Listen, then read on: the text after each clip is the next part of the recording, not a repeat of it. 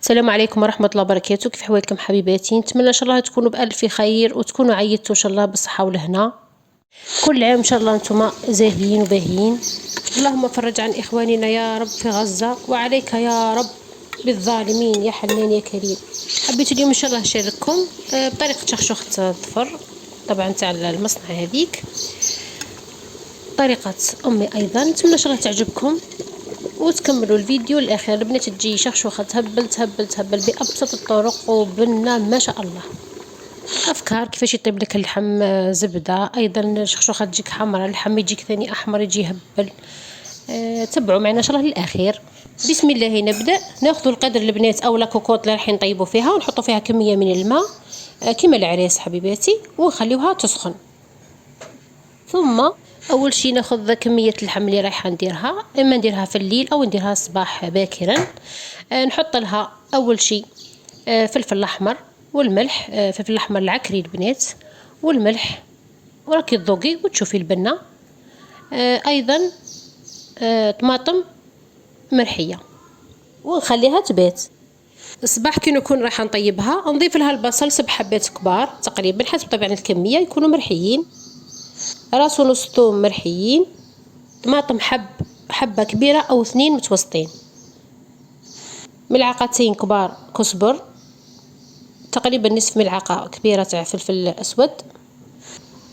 ممكن تضيفي أيضا فلفل عكري أو فلفل أحمر أو بابريكا، وتخلطي مليح حتى يدخل التوابل يدخلوا في اللحم.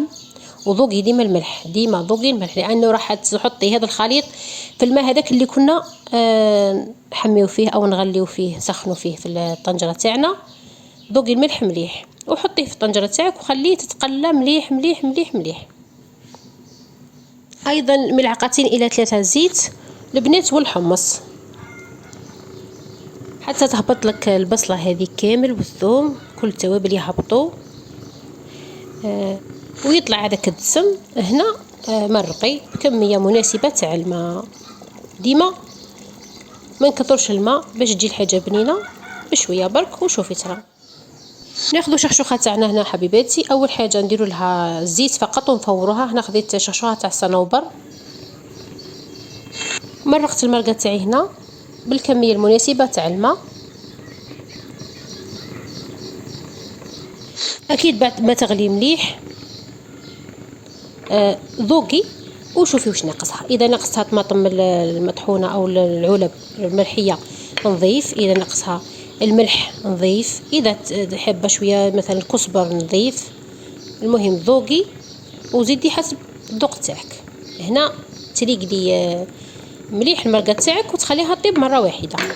هنا بعد ما فورت الشخشوخه تاعي نحطها في القصعه او الجفنه، نضيف لها شويه زبده وشويه تاع دهن حار ومغرفه كبيره فلفل احمر او بابريكا.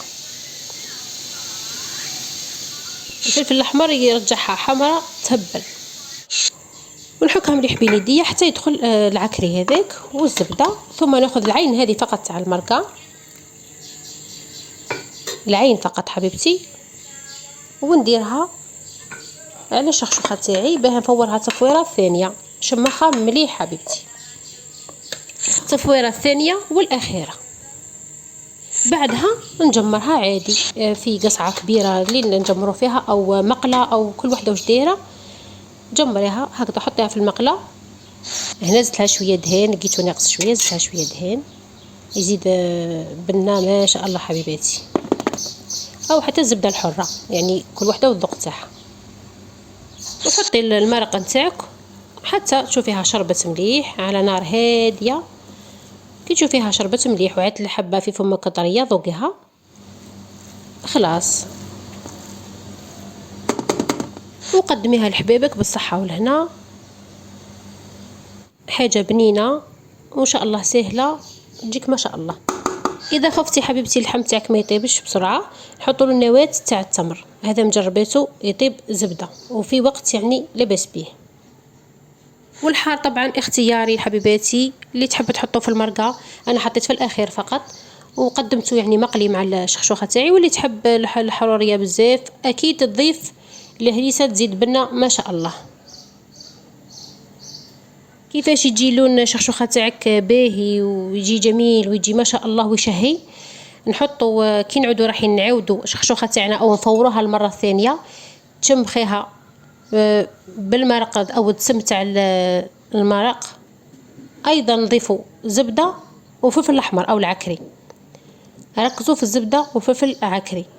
حتى لو عودتيها بالماء، زبدة وفلفل العكري مغرفة كبيرة راح تغنيكم حتى على المرق، تجي ما شاء الله اللون تاعها باهي.